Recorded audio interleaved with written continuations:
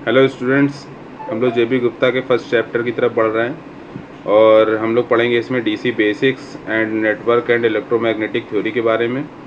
और सबसे पहले हम लोग शॉर्ट आंसर टाइप क्वेश्चंस को कवर करेंगे जिसमें आपको आंसर भी दिया गया है। और इस क्वेश्चन आंसर्स को करने के बाद हम लोग को इतनी नॉलेज हो जाएगी कि ये जो थ्योरी बेस्ड ऑब्जेक्टिव क्वेश्चंस आते हैं DC basics and network and electromagnetic theory पे, उनको हम इजीली सॉल्व कर सकें ऑब्जेक्टिव क्वेश्चंस को। इसके बाद जो भी आपके क्वेश्चन बेस्ड आएंगे, न्यूमेरिकल बेस्ड क्वेश्चन आएंगे, उनको भी हम लोग सॉल्व करेंगे। तो यहाँ पर आप देखो, सबसे पहला क्वेश्चन आपको क्या मिल रहा है, do conventional current and electron current flow in the same direction in electric circuit. इनका कहने का मतलब ये है कि जिस डायरेक्शन में आपकी करंट फ्लो हो रही है उसी डायरेक्शन में क्या आपके इलेक्ट्रॉन भी फ्लो होते हैं। तो यहाँ पर हम लोग बेसिकली ये समझेंगे कि जो पॉजिटिव पोलैरिटी होती है और नेगेटिव पोलैरिटी होती है, इसमें इलेक्ट्रॉन की संख्या कहाँ पर ज़्यादा होगी, नेगेटिव पोलैरिटी ज़्यादा होगी। जहाँ पर इलेक्ट्रॉन की संख्या ज़्यादा होती है वहाँ पर कौन से चार्जेस, कौन सा आपकी पोलैरिटी आएगी, नेगेटिव पोलैरिटी आएगी, क्योंकि नेगेटिव चार्जेस ज़्यादा हैं।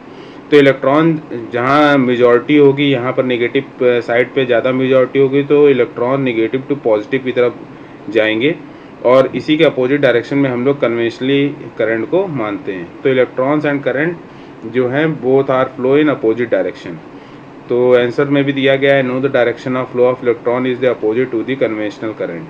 ठीक है, नेक्स्ट हम लोग देखेंगे, दूसरा क्वेश्चन दिया गया, what is the drift current. Drift current का मतलब क्या हो गया, the steady flow of electron in one direction caused by the applied electric field constitute electric current called drift current.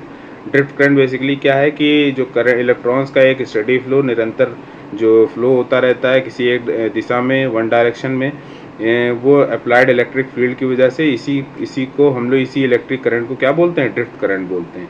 जो किसी एक्सटर्नल फोर्स की वजह से किसी एक पर्टिकुलर डायरेक्शन में फ्लो हो रही हो, उसे हम लोग क्या बोलेंगे, ड्रिफ्ट करंट बोलेंगे। तीसरा आपका क्वेश्चन क्या है, what are the limitations of Ohm's law. Ohm's law की क्या लिमिटेशंस है, तो इसमें आंसर्स में हम लोग देखते हैं, Ohm's law can not be applied to the circuit consist of a electronic tube और transistors because such elements are not bilateral. मतलब जो भी एलिमेंट्स आपके बायलेटरल नहीं होते। तो सबसे पहला कॉन्सेप्ट हम लोग यहाँ पर बायलेटरल को समझ लेते हैं कि बायलेटरल क्या होता है।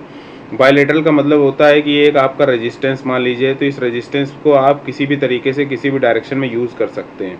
यहाँ पर जो वैल्यू इसकी मान लीजिए 10 ओम की वैल्यू है, तो 10 ओम की वैल्यू इस तरीके से अप्लाई करने पर भी मिलेगी, और 10 ओम की वैल्यू आपको इसकी इस तरीके से भी कनेक्ट करने पर भी मिलेगी। तो ऐसे एलिमेंट जो होते हैं जिसमें दोनों डायरेक्शन में करंट को फ्लो कराया जा सकता है, ऐसे एलिमेंट आपके बायलेटरल एलिमेंट कहलाते हैं। दूसरा पॉइंट इन्होंने क्या बताया हुआ है, non linear element. Non linear element जो भी होंगे उसमें आपका ओम्स लॉ एप्लीकेबल नहीं होगा, जैसे such as powdered iron, electric arc, ये सब आपके नॉन लीनियर एलिमेंट होते हैं। तो नॉन लीनियरिटी को भी समझ लेते हैं। नॉन लीनियरिटी का मतलब क्या होता है, जिसमें करंट और वोल्टेज अगर दोनों को लिया जाए तो दोनों के बीच में आपका इस तरीके का ग्राफ नहीं बनेगा। मतलब ये आपका इस तरीके का ये लीनियर ग्राफ है, इसको लीनियर बोलते हैं। और इस तरीके का अगर ग्राफ किसी में भी अगर नहीं बन रहा है तो वो ऐसे एलिमेंट क्या कहते हैं, नॉन लीनियर कहलाते हैं। नॉन लीनियर एलिमेंट बेसिकली आपके सेमीकंडक्टर मटेरियल भी होते हैं, तो नॉन लीनियर एलिमेंट कहलाते हैं। तो इस तरीके का अगर नॉन लीनियरिटी बन रही है, इसका मतलब अगर मान लीजिए इस तरीके का ग्राफ बन रहा है, या फिर y=x² का ग्राफ बन रहा है, इस तरीके का ग्राफ बन रहा है, तो आप एक चीज़ समझ लीजिए, नॉन लीनियरिटी शो कर रहे हैं जिसमें आपका ओम्स लॉ एप्लीकेबल नहीं होगा। चौथा क्वेश्चन हम लोग लेते हैं, if the length of a wire of a resistance r is uniformly stretch to n times its original value, what will be the new resistance. इनका कहने का मतलब है कि एक वायर है जिसका रेजिस्टेंस r दिया गया है, एक वायर है, इसको स्ट्रेच करके और बढ़ा दिया गया है, यानी n टाइम्स बढ़ा दिया गया है। तो n टाइम्स बढ़ाने पर इसकी ओरिजिनल वैल्यू के n टाइम्स बढ़ा दिया गया है, तो उसका न्यू रेजिस्टेंस क्या हो। तो आंसर में क्या दिया गया, न्यू रेजिस्टेंस बराबर क्या होता है, old resistance multiplied by new length upon old length multiplied by old cross section upon new cross section. तो इसे सॉल्व करके निकालेंगे तो लास्ट में आपका n² आएगा। तो आप डायरेक्टली फार्मूला पुट करके आप वैल्यू को फाइंड कर सकते हैं। पांचवा क्वेश्चन आपको क्या दिएगा, what does increase in temperature affect the resistance of a conductor and second दिया गया इंसुलेटर। यानी फर्स्ट दिया गया आपका कंडक्टर, सेकंड दिया गया है आपका इंसुलेटर। तो अगर टेम्परेचर इफेक्ट है किसी भी रेजिस्टेंस में, तो क्या होगा, कंडक्टर के केस में उसकी रेजिस्टिविटी बढ़ जाएगी अगर टेम्परेचर बढ़ता है। Positive temperature coefficient and negative temperature coefficient दोनों को समझ लेते हैं। जो आपका बेसिकली नॉर्मल कंडक्टर होता है, नॉर्मल कंडक्टर, तो नॉर्मल कंडक्टर जो होता है वो पॉजिटिव टेम्परेचर कॉफिशिएंट पे काम करता है। पॉजिटिव टेम्परेचर कॉफिशिएंट का मतलब हो गया कि टेम्परेचर बढ़ेगा तो रेजिस्टेंस भी बढ़ेगा। और निगेटिव टेम्परेचर कॉफिशिएंट क्या होते हैं, अगर टेम्परेचर बढ़ेगा तो रेजिस्टेंस क्या होगा, घटेगा। तो जो पॉजिटिव टेम्परेचर कॉफिशिएंट होंगे वो आपका कंडक्टर में एप्लीकेबल होगा और इंसुलेटर में निगेटिव टेम्परेचर कॉफिशिएंट एप्लीकेबल होगा। तो जैसे जैसे टेम्परेचर बढ़ेगा वैसे कंडक्टर का रेजिस्टेंस बढ़ेगा, और इंसुलेटर निगेटिव टेम्परेचर कॉफिशिएंट पे काम कर रहा है तो जैसे जैसे टेम्परेचर बढ़ेगा इंसुलेटर का रेजिस्टेंस घटेगा। तो इन्होंने आंसर क्या दिया हुआ है, the resistance of conductor except of carbon increases with the increase in temperature, therefore on high temperature good conductor become bad conductor, even the insulator lose their insulating power with the increase in temperature, and some may have become good conductor if they are strongly heated।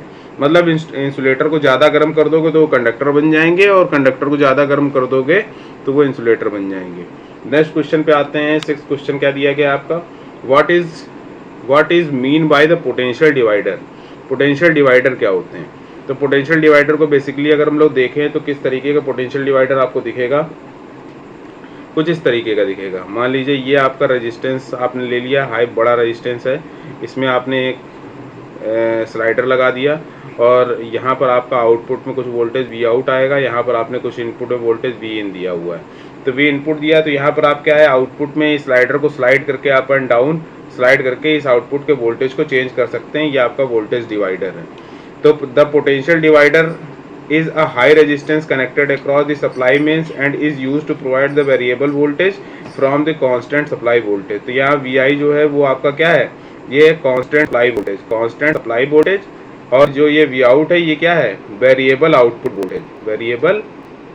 Output voltage. ठीक है, तो इस तरीके से हम लोग potential divider को बना लेते हैं। अच्छा, हम लोग आते हैं नेक्स्ट क्वेश्चन पे। 7वें क्वेश्चन पे क्या है, नेक्स्ट क्वेश्चन आपको दिया गया है 7वां question, what is the principle of duality, does it hold the good for series and parallel circuit. तो ड्यूअलिटी को समझ लेते हैं। ड्यूअलिटी क्या है, what is the principle of duality, two physical system और phenomena are called dual if they are describe by equation of the same mathematical form.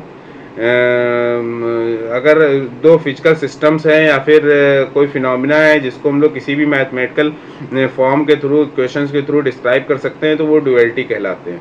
The principle of duality hold the good for series and parallel circuit. जो principal of duality है वो good होता है हमारे series circuit के लिए भी और पैरेलल सर्किट के लिए भी। 8वें क्वेश्चन की तरफ आते हैं। Give the SI unit of force. Force की एसआई यूनिट बतानी है, वर्क की बतानी है, पावर की बतानी है, एनर्जी की बतानी है। देखिए क्वेश्चन इस पे एसएससी जेई में या फिर किसी भी दूसरे जूनियर लेवल एग्जाम में आपसे पूछा जा सकता है किसी भी ये चीज़ की एसआई यूनिट, तो अक्सर कंफ्यूज हो जाते हैं लोग। तो force, work, power and energy का एसआई यूनिट के बारे में बताना है। तो SI unit of force, work, power and are newton. Force की यूनिट क्या हो गई, फोर्स की यूनिट हो गई न्यूटन। वर्क की यूनिट क्या हो गई, वर्क की यूनिट क्या आपकी क्या हो गई, वर्क की यूनिट जो हो गई आपकी, फोर्स की यूनिट हो गई आपकी न्यूटन, और वर्क की यूनिट हो गई न्यूटन मीटर, जिसको हम लोग जूल बोलते हैं। तो वर्क की यूनिट हो गई जूल या फिर न्यूटन मीटर। और इसके बाद आपकी पावर की यूनिट क्या होगी, पावर की यूनिट हो गई न्यूटन मीटर पर, पावर की यूनिट क्या होगी, न्यूटन मीटर पर सेकेंड। देखिए पावर का बेसिकली क्या है, power is equal to the work upon time. तो वर्क की जो यूनिट होगी उसमें आप सेकंड पर सेकंड कर दीजिए तो पावर की यूनिट हो जाएगी। इसके बाद एनर्जी की यूनिट क्या लेंगे, तो एनर्जी की यूनिट क्या हो जाएगी आपके, न्यूटन मीटर या जूल। तो जो वर्क है वही आपकी एनर्जी है, वर्क क्या है, जो वर्क है वही आपकी एनर्जी है। इसके बाद 9वें क्वेश्चन में आते हैं। 9वां क्वेश्चन क्या है, what is mean by node. Node के बारे में पूछ रहा है। A junction or node is a point in a network where 2 or more branches are meet. जहाँ पर एक से ज़्यादा ब्रांचेस मिल रही हों, जैसे एक ये रेजिस्टेंस हो गया और एक ये रेजिस्टेंस हो गया, इसके नीचे एक रेजिस्टेंस हो गया, तो ये आपका क्या है, ये नोड है। यहाँ पर देख रहे 1 2 3 3 ब्रांचेस, 1 2 3 ब्रांचेस इस पर्टिकुलर पॉइंट में मिल रही है, तो इसको क्या बोलेंगे, नोड।